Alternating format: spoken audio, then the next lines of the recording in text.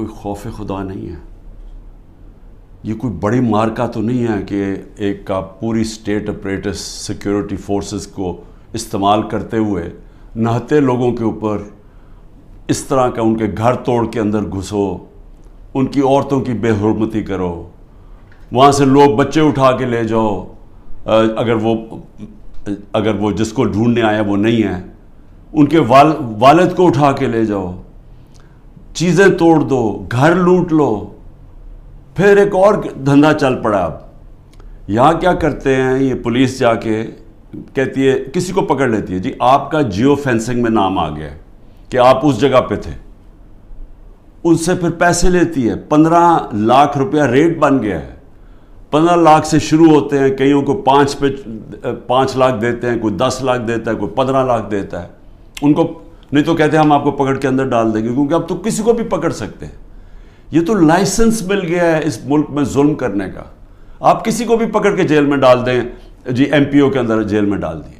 نہ یہاں کوئی انصاف رہ گیا ہے، نہ کوئی انسانیت رہ گئی ہے، نہ کوئی اسی کو فکر ہے کہ عدالتیں کیا کہہ رہی ہیں، نہ فکر ہے کہ یہ عورتیں ہیں، ان سے ہمارا تہذیب، ہمارے دین ہمیں کہتی ہے کہ ایک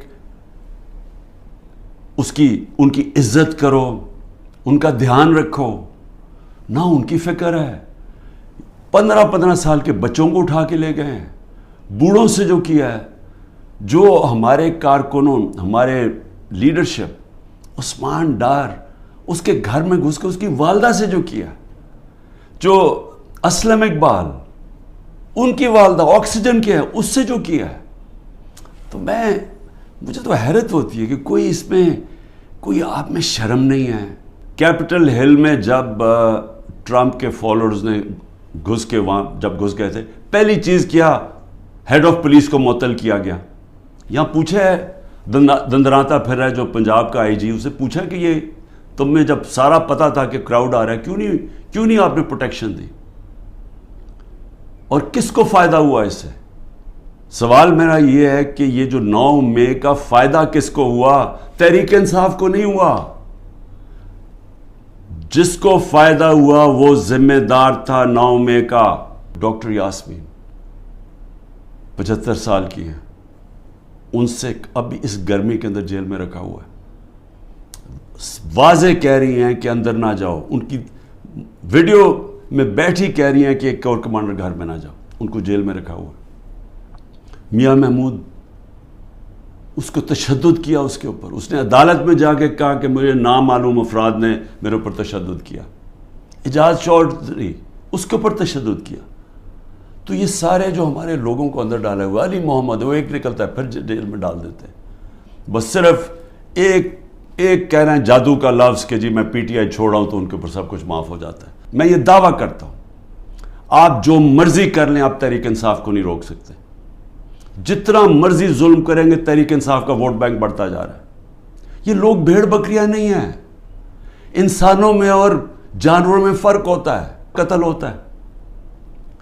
4 گھنٹے کے بعد لا منسٹر میرا نام لے لیتا ہے کہ میں نے قتل کیا، اور میرے اوپر اس کے بعد 40 گھنٹے کے بعد وہ بیٹے کو پولیس میں رکھتی ہے، اور وہ بیٹا کہتا ہے جی عمران خان نے قتل کیا، 302 ہو جاتی ہے۔ اب یہ سوچیں کہ میرے اوپر جب قاتلانہ حملہ ہوتا ہے، میں تو کیس نہیں میری تو ایف آئی آر نہیں کٹتی، مجھے کئی جگہ ابھی جے آئی ٹی میں مجھے کہتے جی ثبوت دو، بھئی انہوں نے ثبوت دیے تھے۔ مجھے افسوس ہے کہ ایک وکیل قتل ہوا، لیکن وہ کیس کے اندر وہ بیٹے نے پھر دوسری گواہی دے دی ہے کہ اس نے کوئی نام بھی دے دیا کہ وہ لوگ جو ہیں جو وہ سمجھتا ہے سپلیمنٹری میں کہ انہوں نے قتل کیا ہوگا۔ اس کی بیوی کی وہ ویڈیو چل رہی ہے، اس نے کہا میرے دیور نے قتل کروایا ہے۔ سارے کوئٹہ کو پتا کہ خاندانی دشمنی تھی۔ جو میری بہن نے چیکس دیے تھے، یعنی وہ چیک کیش پیمنٹ نہیں کی تھی، وہ بینک کے ذریعے چیک دیے تھے، بینک ڈرافٹ تھی، اور وہ سارا ریکارڈ بینکس میں اویلیبل ہے، ان کے پاس ثبوت ہے کہ انہوں نے کب دیا تھا۔ چیک کب دیے تھے؟ چیک دیے تھے مئی اور جون 2022 میں، جب میری حکومت نہیں تھی، حمزہ شریف کی حکومت تھی۔ انہوں نے پٹواریوں سے تو چینج کروا دیا، لیکن اب وہ بینک ریکارڈ کیسے چینج ہوگا؟ پٹواریوں سے تو کہا نومبر میں چینج کروا کے، کیونکہ یہ شریف خاندان نے تو ساری زندگی 2 نمبری کی ہے، ان سے ایمانداری سے کوئی چیز ہوئی نہیں آج تک. تو لیکن ہیں کیونکہ ڈفر ہیں، انہوں نے یہ نہیں ریئلائز کیا کہ چلیں وہ تو آپ نے پٹواری سے چینج کروا دیا نومبر کا، لیکن جو چیک ہے وہ جو بینک کے اندر جو جب چیک سے پیمنٹ ہوتی ہے وہ تو آ گئی مئی اور جون 2022 کی. اس کے اوپر بھی کیس کروں گا میں. یہ جو کرپٹ آدمی یہ لے کے آئے ہیں، یہ جو انکاؤنٹر اسپیشلسٹ چٹھا، میری بہن بھی کرے گی، لیکن میں صرف پبلک کے سامنے کہنا چاہتا ہوں کہ کتنے نیچے گر چکے ہیں. میں یہی سارے کیسز لڑوں گا، اور میں ملٹری کورٹ میں بھی لے کے جائے وہاں بھی کیس لڑوں گا. یہ ملک ادھر جا رہا ہے جدھر کوئی سنبھال نہیں سکے گا. میں اس لیے یہ کہہ رہا ہوں کہ ابھی بھی ٹائم ہے بات چیت کرنے کا، اور بات چیت کرنے کا یہ پی ڈی ایم کے لوگوں سے کوئی فائدہ نہیں ہے، کیونکہ ان کے ہاتھ میں کچھ نہیں ہے. یہ تو ڈرے ہوئے ہیں کہ سارا وقت جی عمران خان کو ملٹری کورٹ میں. سوچیں کہ ڈیموکریٹس بھی کہتے ہیں کہ جی کسی کو ملٹری کورٹ میں ٹرائی کریں، کیونکہ اتنے ڈرے ہوئے ہیں الیکشن سے. ان کو پتہ ہے الیکشن میں ان سے کیا ہونا ہے.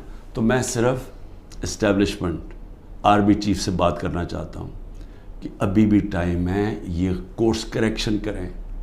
یہ ملک جس طرف جا رہا ہے یہ آپ بھی نہیں، کوئی نہیں کنٹرول کر سکے گا.